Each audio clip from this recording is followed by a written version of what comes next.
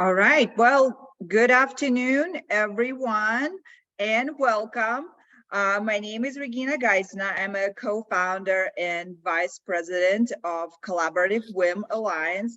Thank you for joining us for this book club event.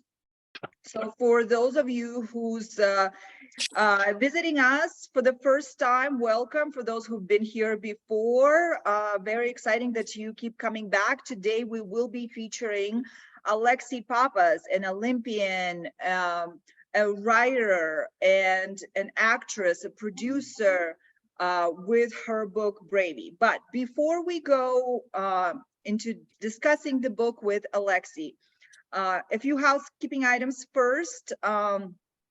So here in a little bit, you guys will be put into breakout rooms where you will get an opportunity to discuss the book, network with your peers from around the world for about 20 minutes or so. And then thereafter, we'll come back here and Alexi will join us for the discussion. But one thing I wanted to say before we go ahead into the networking part is to thank our hosts, CFA Society Stamford and also CFA Society Winnipeg, for being part of this collaboration and for their support.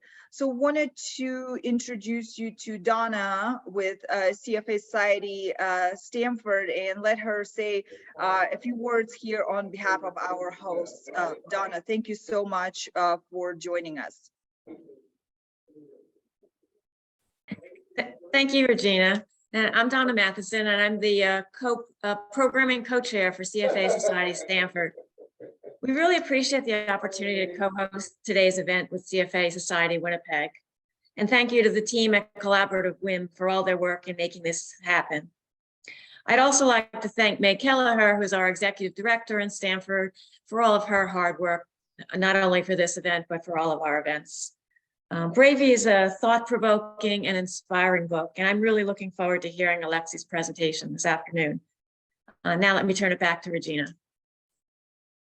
Thank you, Donna. So for those of you who haven't read the book, don't worry, no grades will be assigned at the end of the class. Your charter will remain intact.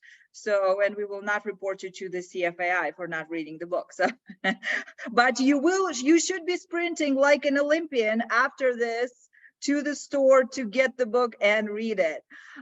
Well, without further ado, folks, please enjoy meeting new people and discussing some things related to the book.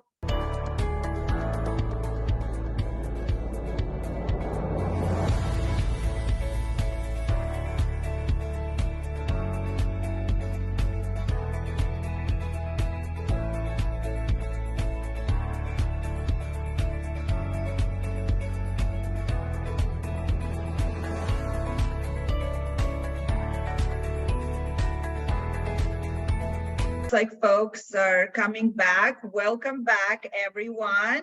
I hope you had a good discussion. And before we continue here, just a reminder, if you have a question, please either raise your hand and we call on you and you have opportunity to unmute yourself and ask it, or feel free to submit it in the chat. Well, without further ado, wanted to welcome our guest today, Alexi Pappas. It's an honor and pleasure to have you here with us this afternoon. Thank you for joining us, Alexi. Thank you for having me. It's nice to see everyone. Alexi, it's been such a ride to read your book. You know, your candid voice have been unmatched. And tell us what prompted you to write this? What prompted you to write this now versus 10 years from now? And why is it a book and why is it not a movie, given your previous history of being a filmmaker and an actress and a screenwriter? Yeah, it's a great question. I think well, as far as the book versus movie, I think that there's an appropriate like place for every story, and that means it could be an Instagram post, a podcast, an article, a blog, a diary entry, a book, a movie, a TV show, and each of those like vessels does a different thing, right? It helps you tell a different kind of story. And I think that memoir is like a really specific, it's a specific medium.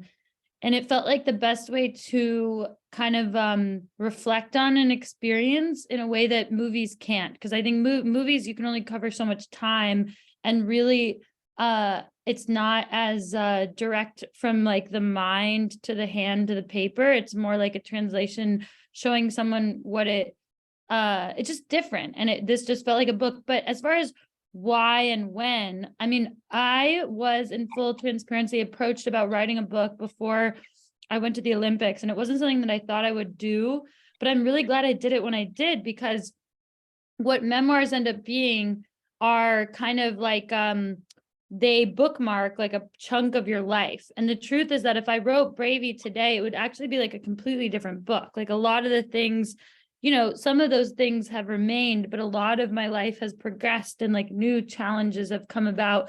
And so I'm glad I wrote it when I was in that exact, like, I was like post-therapized from whatever had just happened, but I wasn't in the next like phase of life yet. I was in the reflection period. So I'm grateful that I wrote it then. And I'm grateful that the literary team I worked with believed that it was a good time for me to write it. So I think it's kind of like when an athlete is approached by a coach, a lot of times in running, a coach will be like, I know you've been running the mile, but I really think you should try the 5K. And a lot of times that comes from somebody who believes in you. And I feel very grateful for that. But to say something useful to people, I think like when you feel like you can do something, whether it's, I feel like I can cook dinner tonight, or I feel like I can write this thing, you should do it when you feel it, because I don't feel like writing Bravey today. I feel like writing something else, So we'll definitely have to come back to that of what's going to be the next, the next book, what's the next chapter in the next book. I really like what you said in the book. It is really brave to ask for help. And when you talk about mentorship, that hugely resonates here with our crowd. Can you expand on your experience with visible and invisible mentors and how they helped you through your personal and professional journeys? Yeah, so you're talking about the mentors. Mm-hmm. Yeah, like, look, I think the truth is, and I wrote this, but like we really don't want, and it's so unuseful to imitate exactly what someone did, because I mean there are little things we can imitate, like, but in its entirety, we don't recreate anyone else's life, right? But mentors, I think, have helped me two ways. Like one, to have permission to believe in myself. And it wasn't always direct mentorship. Sometimes it was just pretending somebody I heard on a podcast was speaking directly to me, because it was useful to pretend that they were speaking directly to me. And I think anything that feels useful is, but also to learn how people think. So situations are, subjective, are objective in one sense, like you're in the situation you're in, the barriers are the barriers, the goal is the goal, but how you find your way in is like completely night and day depending on how you think about things. And so I think these mentors have helped me think about situations that seem objective in a more subjective way, so that I could find a path forward and stay on my own team, like ultimately. And the fun thing about mentorship is that you're allowed to like just adopt things that are useful to you, whether it's how you speak, what you wear, anything is yours, and so it's nice. It's why humans are probably on this planet together, to kiss and to help each other. So I love it. I love it. You know, sometimes we feel like it's there's something wrong with wearing the same outfit as someone we admire, right? But in reality, no. If it gives us the superpower, why not? Let's wear the cape. So who are your current mentors? Who are your current visible and invisible mentors? Yeah, that's a great question. I would say one of my mentors right now is Richard Linklater, the filmmaker, because Rick, well, I mentor his kids, but he has mentored me because he was an athlete before he was a filmmaker. And I'm kind of in this like interesting like point in my life where some of my priorities are shifting from like trying to be really competitive in running to wanting to be in these races, but I'm guiding blind athletes, but I'm essentially moving more and more into the arts. And so he's been a great mentor to help me understand how to navigate that because he did it, and helping me understand what about my athletic career will serve me in another career. And just he's a mentor because he just exists, you know. So that's one mentor to me. I think another mentor, honestly, Dr. Arpaia is still a mentor to me. So he was my doctor, right, when I was really sick in this post-Olympic depression.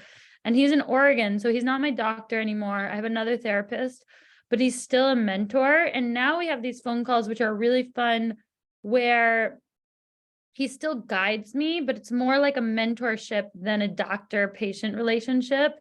And it's become really fun. And he's been really useful to stay in touch with because he knew me when I was like in a really, really difficult place. And so he can reference the past, and he can help me recognize my growth. And I just trust him because I know he saw me at, some people, like, they seem to think you're going to always be okay. And they're like, of course you'll be fine. And like, he knows that I wasn't always okay.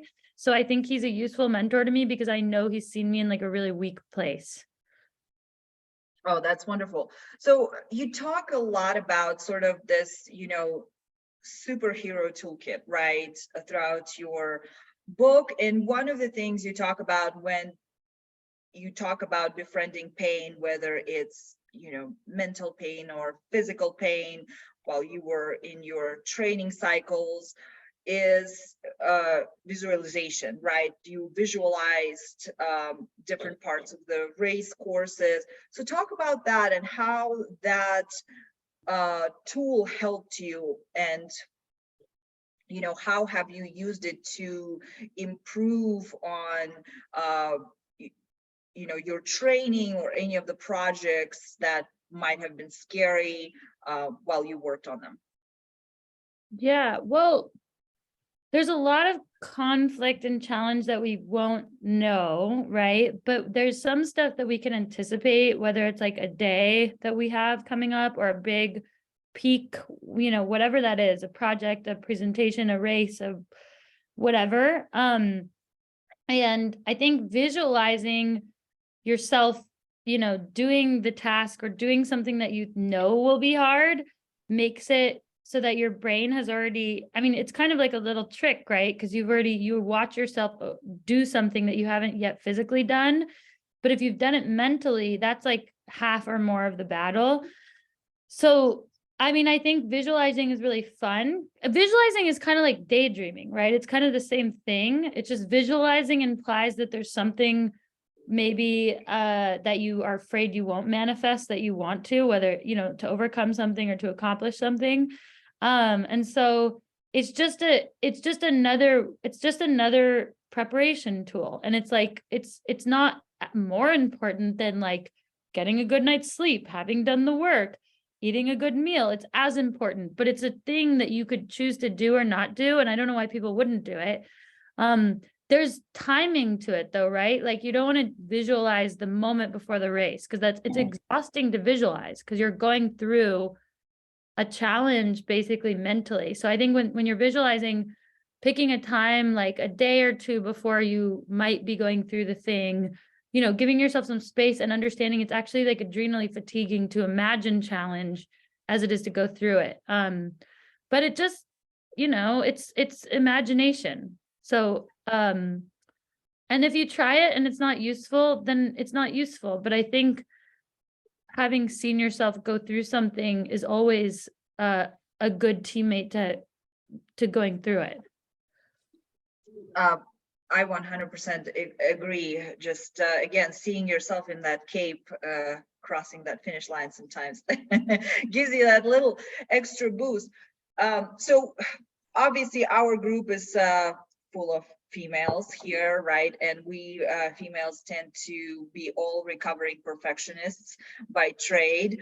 And you talk about, you know, reframing perfectionism and kind of stepping out of that always try hard rule, right, into something sustainable long term. So can you kind of expand on that, of what helped you to step out of that perfectionism trap?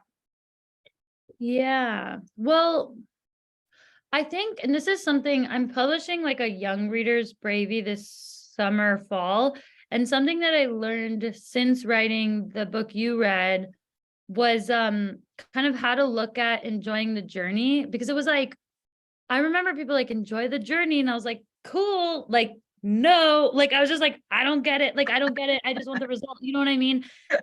I genuinely was just like, sure, I understand, like, that would be nice, and I think this is a good thing to talk about with regards to perfectionism. I mean, first of all, I think the only thing we should ask of ourselves is that we try our best, not that we are the best.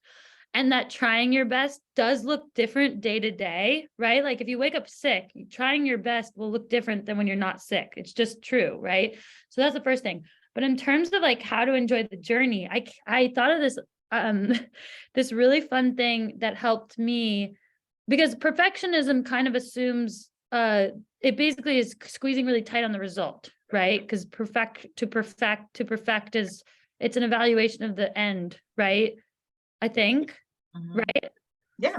It's kind of, so let's look at enjoying the journey. So I've started to, so the reason why I had to think about this a lot was I auditioned for SNL a couple years ago, and I wasn't, you know, prepared for it, but I just really wanted to put an audition together, and I had a lot of fun making up these sketches, and I had so much fun, and I would go to bed every night really happy because I was like, I love what I'm doing, and then I would be kind of sad because I was like, well, I'm sad that I might not get selected and I might not do this for a living. And then I was like, this is so weird. I'm like happy, but I'm sad that I might not last forever. And it was weird, right? And then I was thinking about it, and whether we get the result or not, like whether we attain perfection, whatever that is, or not, is kind of like the lights on like a chain of Christmas lights, where the bulb is like the perfection, it's the getting yes, it's getting the yes, it's whatever, and it's something you can't really control, I think. I mean, unless you start to look at perfection as trying your best, which is probably the shortcut to feeling better in general, maybe that way. But let's just talk about results that we can't really fully control. So whether the Christmas light turns on or not is not up to us, right? Like sometimes you pull out a string of lights and there's like a few duds, right? But the chain in between those lights that's the journey. And that presumably, while you're chasing the dream, it looks the same, whether the light is on or not, right? Like I was trying my best, you guys, you know, you're all trying your best, you're showing up every day. It looks the same. And so if you look at your life, it actually like resembles someone who has the light turned on for most of it, even if the light doesn't turn on. And so I feel that what my biggest shift was pretending that I was in the dream while I was chasing it, because it looks the same. I just can't control the result. And so I guess an easier way of putting this is there's a live action Cinderella movie, and the girl comes up to the ball, and the girl meaning Cinderella, and she goes up and there's like a footman at the door, and she's like, oh, Mr. Footman, like I'm just a babe in a princess body or whatever. And the guy is like, I'm just a frog in a footman's body. And she's like, enjoy it while it lasts. And like sort of what we need to shift to is like, first of all, really being like, I'm in it. I'm in it, just like anybody who's perfect or who gets this thing or not, while you're in it. And that actually is that momentum and that energy makes it more likely that the light bulb turns on. But then I think it's just being someone who tries your best, and that will look different every day, and making that the goal over the perfectionism. Because that you do have control over, and perfection, I don't really know what to say about the other thing, you know? Well, also think about it this way. Everything will become imperfect like the moment after you finish it. Like the book, I'll read it now and be like, there's so much I would change, but it represented the height of my intelligence until the moment I turned it in. And so in some ways I adore it because it just marks a point in my life. So any work you do, anything you submit, whatever, it's the height of your intelligence up until that moment. And so in some ways it's like a precious time capsule of who you are until that point. And of course you would evolve it after that. But if you keep trying to be perfectionism is just, where are you today? You know? That's true. And when you talk about, you just mentioned it's like up to that point, and I know in the book you also say, hey, when you climb to the top of the Everest, right, you can't stay there for too long because the air is too thin. Yeah. So we sometimes don't have to be caught up in that perfectionism and thinking that we'll always be on top of that mountain, because you got to come down and you got to climb another peak. And you say one of the best advice you've ever gotten, which was from Coach Ian, right? The rule of thirds. So can you tell our group here, what is that rule and how it helped you, especially with your preparation for Rio? Yeah. Well, is everybody already familiar with it? Should I talk about it, or do? Yeah, yes. I know that we have a few folks who read the book, but I know other folks would love to hear from you. Yeah. So basically, this coach gave me this advice when I was doing a hard workout before Rio and I couldn't hit the times I was meant to. And he said, he told me that it was okay because it was the rule of thirds, which he said was basically when you're trying to chase a really big dream or do something that you've never done before, you're supposed to feel good a third of the time, okay a third of the time, and crappy a third of the time. And that if you felt, too good all the time, you're probably not pushing yourself to do something you've never done. And if you felt too crappy all the time, you might be fatiguing, doing something unsustainable. And it was so lovely because that day there was just no way I was going to hit my splits. And if I had thought about it any other way, I would have felt bad. But then, having this rule of thirds, I was like, this is my crappy third, and that means I'm chasing my dream perfectly, and it was so lovely.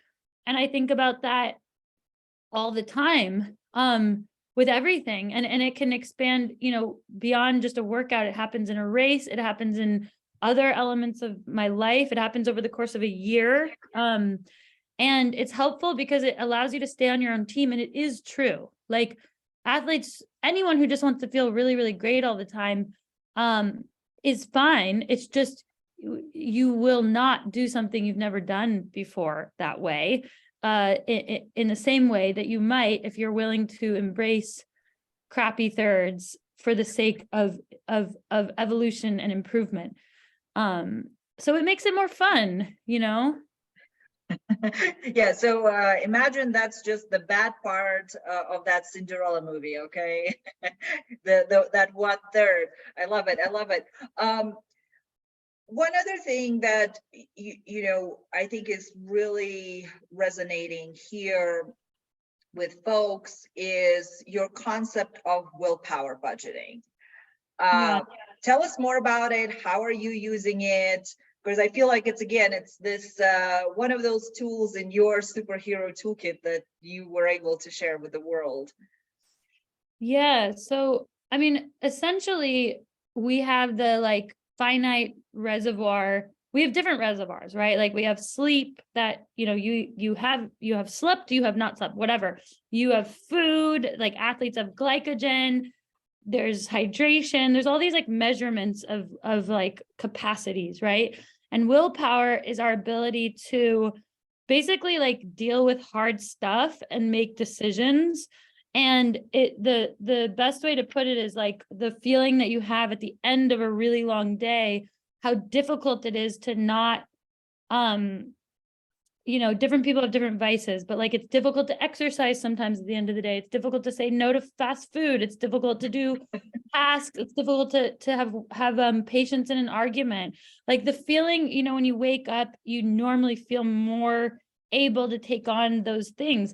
And so to simply understand that that's a real resource is like a really big thing, because sometimes it's confusing why we feel drained, and it's not always sleep, and it's not always food, it's not always all the other things. Sometimes it's willpower. But the reason why it's important to understand it is because it's very personal. So for me, it's draining. I learned about willpower because I was injured once, and I had to ride the indoor bike, and I felt so guilty because I am a runner. And I was very privileged to be a professional athlete who was literally being paid to go to an indoor bike every day and cycle while I was injured. And I hated it. And I felt like crap every day. And I was like, I'm so spoiled. Like, I should love this. It's like whatever. And the truth is that even though indoor cycling was good for me, it was draining to my willpower. Fact. For me. For somebody else, they like doing the indoor bike. Maybe it's boosting to them. And so when I understood that, one, I was less unkind to myself because I was really mean. I was like, why don't I feel good doing this thing? But also it allowed me to build in more willpower boosting activities for myself. So for me, cooking is willpower boosting.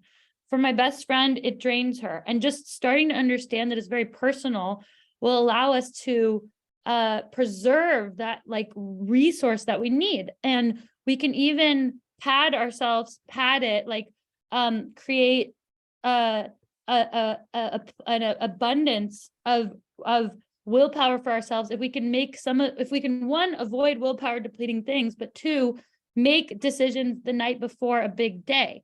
So like laying out your clothes the night before, knowing your lunch is packed, knowing what time you're going to step out the door, knowing who you're meeting, knowing all the things. Those are all little paper cuts to your willpower, right? And so the key is just understanding how you relate to your own willpower. And it has nothing to do with anybody else. It really doesn't. Another way that I've learned how to think about it is because it's kind of cellular, right? Like it's not your choice. It's not your choice whether or not you feel good cooking or not, but it is your choice whether you listen. And one way I've thought about it is like, do I have a crush on this activity, or is it like food poisoning? You know what I mean? Because like, like the feeling of a crush, like if someone's like, it's like this, like, yeah. Like if you feel that way, that's probably like a boosting activity to you. And if you feel like, the way you feel when somebody puts that food in front of you that you like threw up because you had food poisoning, that's probably a draining activity for you. And it's okay. It's just about understanding it so that the balance of your day leaves you able to take on the things that are really, really important to you. Oh, I love this. Now I'm going to think about everything in terms of like, do I have a crush on you? I do have a crush on this. Yeah. Okay, one last question from me, and then we'll open it up for the folks in the group. Can you tell me, how do you reframe failure, right? As an athlete, as a professional athlete, obviously there were some finish lines that didn't have the times that you expected, right? Some races did go wrong, you had injuries. How do you deal with failure? How do you reframe it? Yeah. So, well, as an athlete, failing or not winning everything is very normal. So, I'm actually finding this going into Hollywood now because people are so like upset about these rejections. And I'm like, I didn't win like 99% of the races I won, but that wasn't really like a loss for me. So I think it's just like one, knowing that it's actually very normal to not have everything go like in the way that you would if you were designing it all yourself. But the key, I think, is to be very, very stubborn about being a winner no matter what. And I don't know if winner is the right word for this, but I am an athlete and I like winning.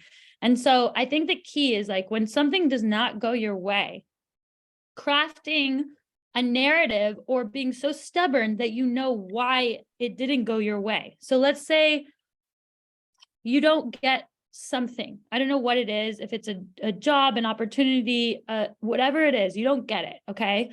The losing mentality would be to say, well, this is like what I deserve, and this is a harbinger of more bad to come.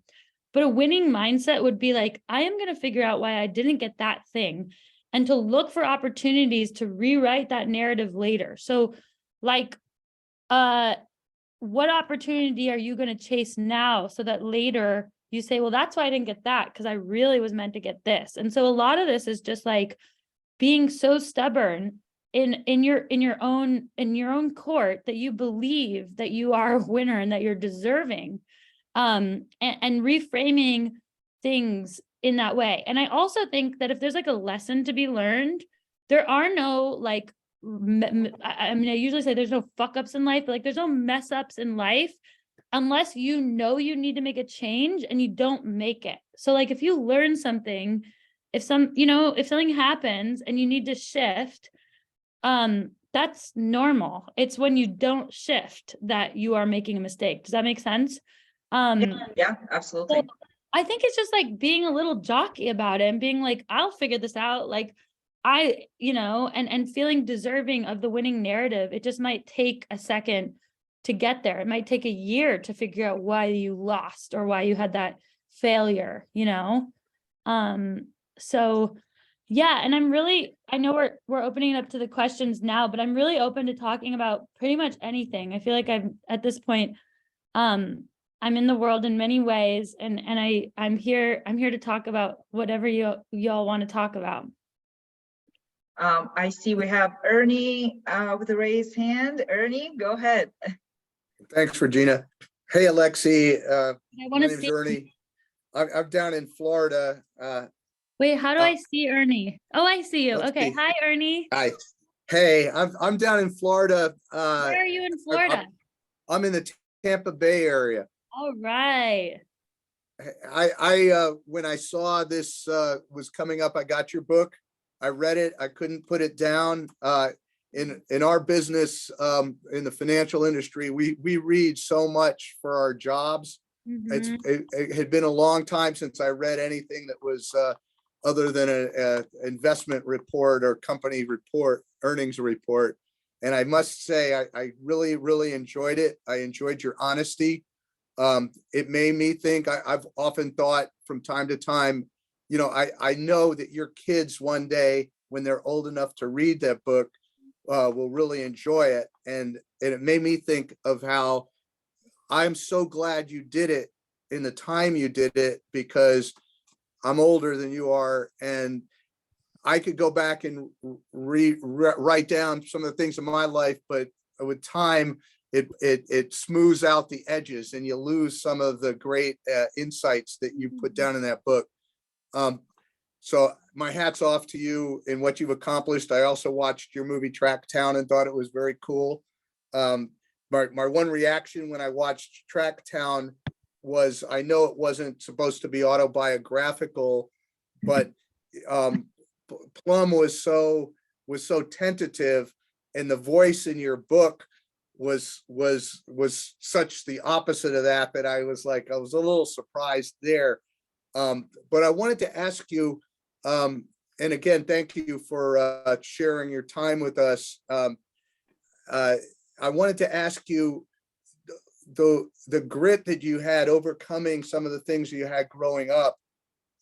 Did you find when you're dealing with some of the other elite athletes, either in or out of the Olympics, did many of the more successful ones also have to overcome that grit? Because sometimes we think of the Olympic athletes as coddled through life, and you were not coddled, and you overcame. And I'm wondering if that's a similar thread in lots of those folks. That's such a good question. Well, first of all, Ernie, thank you for saying that about my future children, because as you know from the Maya Rudolph chapter, I'm nervous to be a mother, but I'm excited. I know you will be a great one, and I have an 8 and 9-year-old daughters, and my intent when I got the book was I was going to make them read it with me, and Oh, wait it's till it's a little no. exactly There's exactly. less than a year away. I'm looking forward to that coming out. So But sweet. keep going. I'm sorry. No, I appreciate it. So, I bet you'll be a great mother, by the way. well, thank you. Listen, I think everybody, like, it's interesting because, like, I've been asked recently, like, do I think that I would have gotten to where I got without, because I've had to do quite a bit of mental health work on myself since that accomplishment, right? And I do think that I was pushing against something that ultimately could have been resolved in therapy and not out on the track, but I think that a lot of the people that did make it to that level, they definitely have something deep going on. It doesn't mean that they had a traumatic childhood. Their challenges could be, something that objectively doesn't seem to fall the same place on the spectrum. But I do think that every great athlete needs to have a reason where the pain just like they can handle it. And I really don't have the full answer as to, like, is there a way to do it without, like, the darkness of it? I really am curious about that. I'm very, very curious about it. And I don't have the answer. I do think that a lot of my teammates who made it as far as they did, they definitely had some little heart, some second heart inside of them. And it doesn't mean that it was a dark one, right? It could be that they're doing it for someone they love, but they're definitely, I think it had to be about more than just themselves, competing for Greece was very interesting because a lot of those athletes are competing because the country, believes so much in their Olympic athletes that they're kind of carrying the weight of a country on their shoulders, right? And so I do think that there's something else going on with a lot of those great athletes that allows them to go to the extra place. But I don't think they all had, like, traumatic childhoods. I just think there's something in there, because it is a very singular pursuit and it is very painful. And it is not life or death. So how do you make it matter like that, right? I think there's something in there. Thanks so much. And do you want a follow-up question? In the back of your book, your email, askbravey@gmail.com. How often do you check that? I think it redirects. That's a really good question. I have a contact email address and I should check, because my contact email address is just contact Alexi Pappas @gmail. And I assume that they redirect, but I actually haven't checked that email in a very long time and I'm going to today. What if there's a whole treasure trove in there that I don't know about? There might be.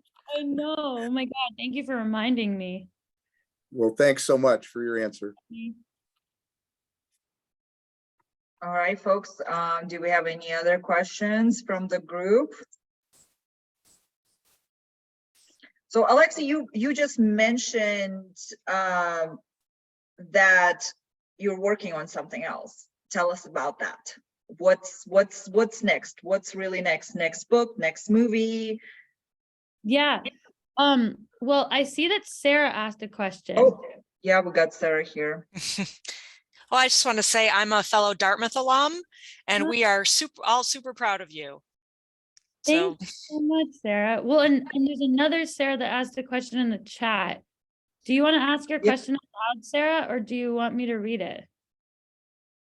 Oh, so hi, Sarah. Hi, Alexi. I'm happy to come on live. I've been dealing with bronchitis. I was trying to spare you all, but I just wanted to share that, first of all, thank you so much for your candidness. This is such a refreshing conversation, and, to hear such humility from someone who's achieved so much is really inspiring.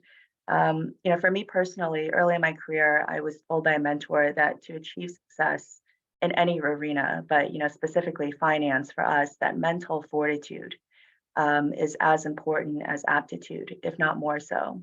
So I'm wondering, from your perspective as an athlete who has reached the highest levels, obviously that mental fortitude is an incredibly important part of your success.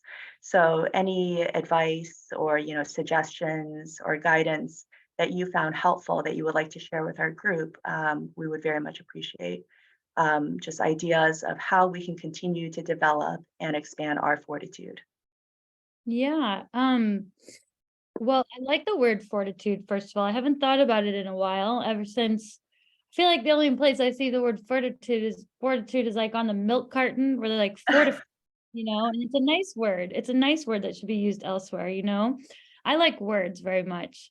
Listen, I think that like truly, like everybody who's sitting here on this clearly has like you're here. So like you probably didn't have to be here, right? So first of all, it's like you're already the type that hopes, dreams, tries, like you care.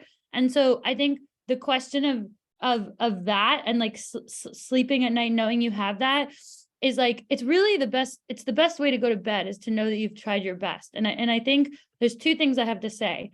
One, what I mean is that you have it, right? And the most important thing is to believe that you have it. So first of all, and I hope I don't lose my second thought, because sometimes I can do that. I should have taken notes. So I always had the most trouble going to sleep if I didn't know if I had tried my best that day. And when I was doing a workout, I used to get this habit when I would have kids around, we were all kids, but we would say things at the end of a repeat, like, fuck yeah, like, hell yeah, like whatever, when it was a hard repeat, right? And for some reason, before bed, I could never remember the sensation of pain that I felt during the workout, but I could remember saying the exclamation. I could remember what I said. And I couldn't sleep at night knowing I didn't try my best, but I couldn't remember if I had tried my best. I could only remember what I said. And I think that's a human, it's an adaptation we make so that we can survive, right? It's like why people have kids again, because they can't remember the pain of childbirth, or why people run a marathon again, because they can't remember the pain, right? So we probably won't remember the pain of trying our best. And I know this isn't exactly what you asked, but I think it's like so helpful. But we will remember what we said. And so I think as you go about your day as your little try-hard self, because I know we're all try-harders on this call, we're on this call, okay? When you have little moments that you tried hard, say it out loud in some way. Because I used to say it even when I was alone, where I'd be like, wow, that was hard. Or I'd be like, good job, me. And like, just say it out loud so that when you go to bed, you have that little reservoir of try-hard moments so that you sleep well, and that will improve your fortitude because you need that sleep, and I think that's one thing. The second thing is just to simply know your priorities and know what you need to get to where you need. I believe that humans are either leaves, trees, or rocks. So you're a leaf if you get blown by every blow of the wind, people telling you what you need, blah, blah, blah. And you're a rock if nobody and nothing affects you, right? But a tree like kind of knows who they are, and they kind of can be affected by the wind, but they know where they're at. And how that really has come to play for me is I've had opportunities, forks, decisions, and one decision maybe had certain, okay, I'll get specific because it'll make more sense. When I graduated college, I was offered a contract that paid me a ton of money, but it wasn't going to provide me coaches, trails, teammates, anything. The other opportunity provided me just enough resources. I would still have to figure out my own food and all this stuff, but it was world-class coaching, trails, teammates.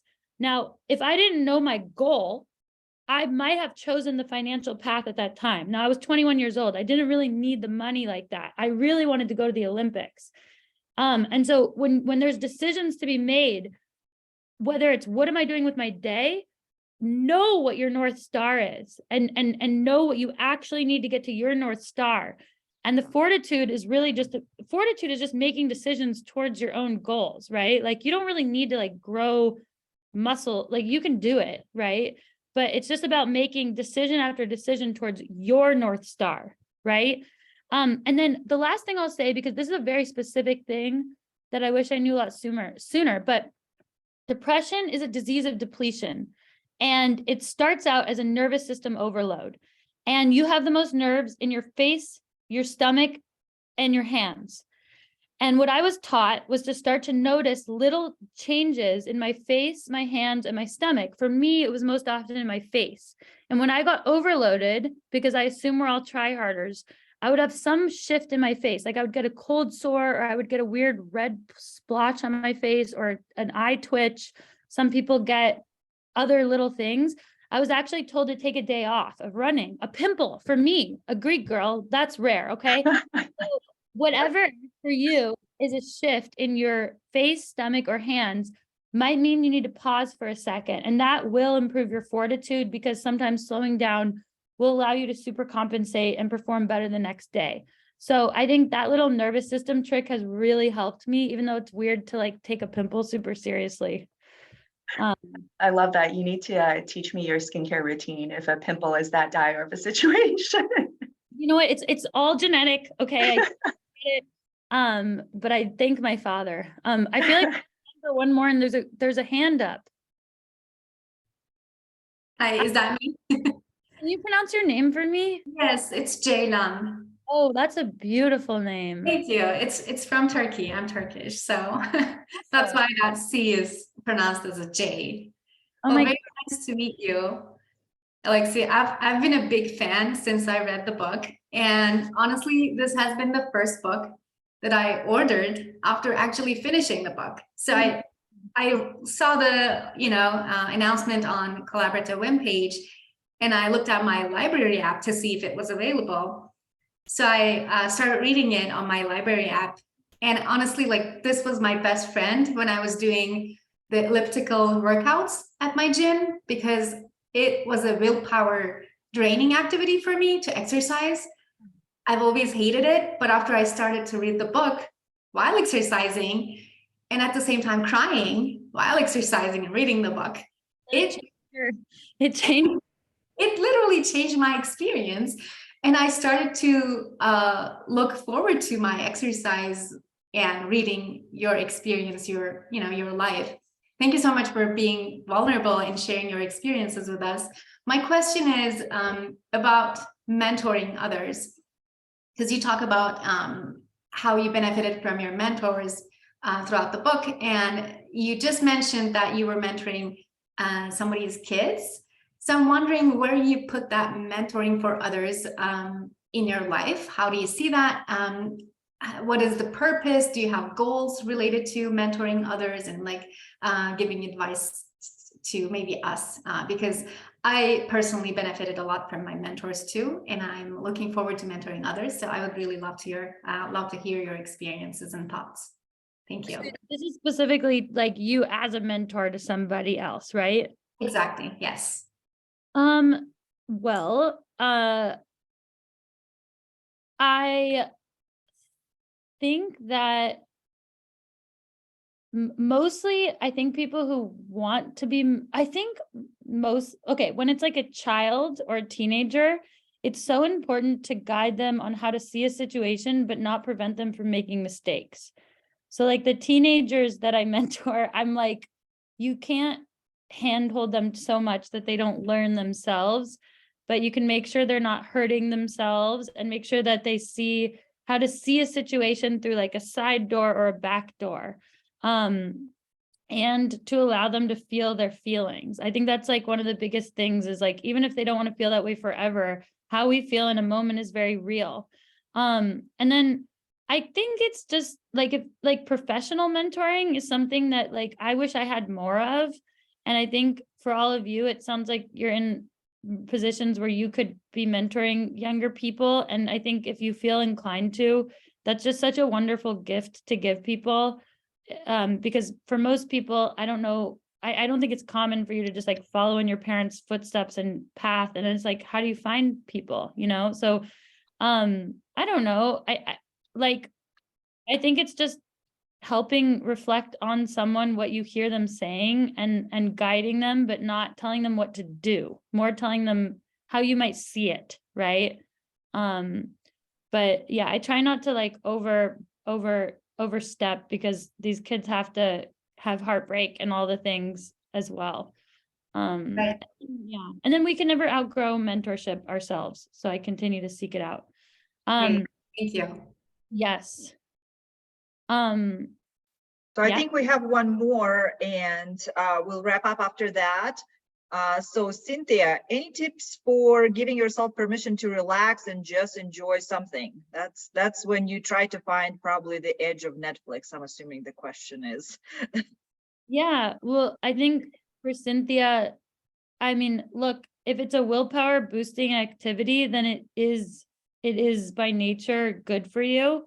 So you have to just, again, tell yourself that whatever you're doing, relaxing and enjoying something, it's actually like, it is willpower boosting to you. And so you can see that as super, super important, you know? So again, it's just literally about reframing what you're doing and then keeping it in the moderation, you know, keeping it in a place where like you're being honest with yourself. But that downtime is, you know, I guess you could think about yourself like a soup if you want. And all of the like hard work is like when you cut the vegetables and you put them in and you turn the thing on high and da da da da. But like the soup also has to simmer. And that can be your relaxation time. But really, I would just see it as willpower boosting, and that's really, really important. Well, thank you, Alexi. It has been a pleasure. Thank you for sharing with us your story, your experience. We really, really, truly enjoyed that. And I know folks are going to be beating some Olympic records now, running to Barnes and Nobles to get the book if they haven't done so already. We really hope to see you again. And again, thank you for everything and for everything you do for the girls and supporting other females, for being the bravey and being able to chase our dreams. Thank you so much. Thank you for having me and taking the time. And I'm here. I'll check my Bravey email, but my contact email, I certainly do check. And thank you guys so much and have a good weekend. Thanks, Alexi. Thanks. Thank you so much. Alexi. It was awesome.